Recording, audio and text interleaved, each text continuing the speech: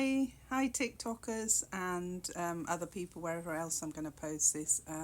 God, I never get used to looking at myself on video, but I'm just going to have to ignore that. This is another one, probably part 4 of my demand avoidance video blog things. And in the other ones, I talked about demand avoidance, but not yet related it to one of my stories. And today I'd like to do that and read a bit. I spoke about my very first book, Did You Whisper Back? I won't hold it up because I've changed the cover and I don't like the old cover, but I haven't ordered myself a new one. I've only got it online, so I will. But yeah, in that story, Amanda has problems with telephones, which is what I want to talk about today and is central to the book. Amanda is actually schizophrenic, but there is actually a link between schizophrenia and autism, but that is for another time.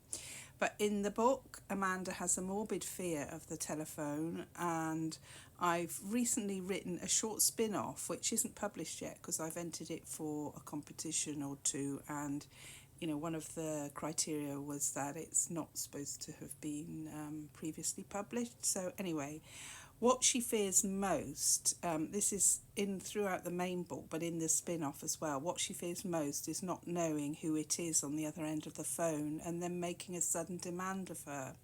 Here is a short excerpt.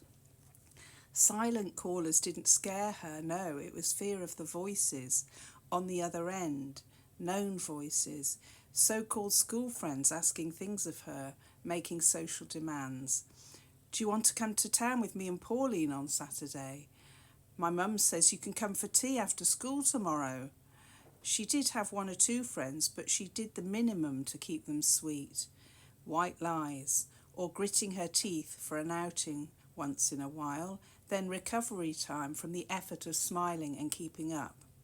She noticed how other children at school seemed to phone each other a lot in the evenings or weekends.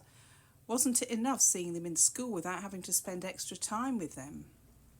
Now, I've had this fear too. When I was a teenager, I used to dread the person on the end of the phone asking to speak to me. And nowadays we can ignore phones, but we didn't even have an answer phone in the 70s.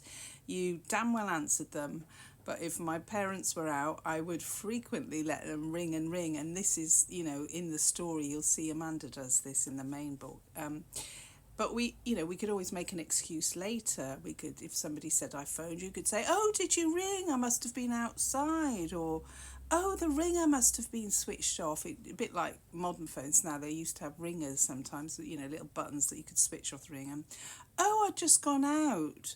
Or if I wasn't expecting a call, I didn't mind taking a message from my parents. Again, it was the thing about avoiding them was about about someone making a demand of me.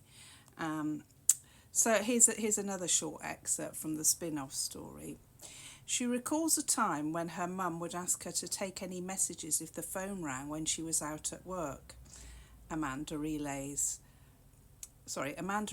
how she would get home from school and be in dread of one of the friends phoning to ask her out that evening or weekend.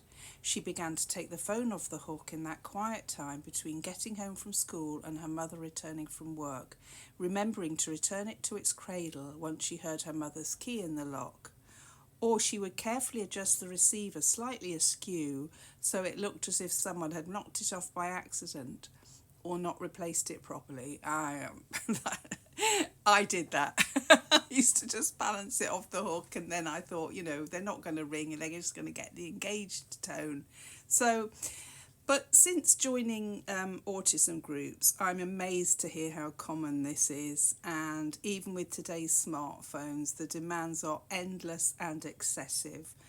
Yes, you can switch them off to stop the infernal pings and bleepings, but texts, messages and emails, they're all there waiting for replies. But I suppose at least we have more control over when, but it's sometimes you just can't, that demand goes on in your head. I've got to answer this, somebody's thing, it's my turn. And so sometimes maybe sometimes you just don't look at them until you're ready or something like that. But even when you see that there's one, it can start niggling in your mind. So anyway, that's what I wanted to talk today about, telephones and the demands of them, that were there in the past and they're there today. So I hope that was enlightening, because it's something I feel strongly about, and it's, I've incorporated it into the story Did You Wish We're Back and the spin-off. So that's all for today on demand avoidance, and I may just do another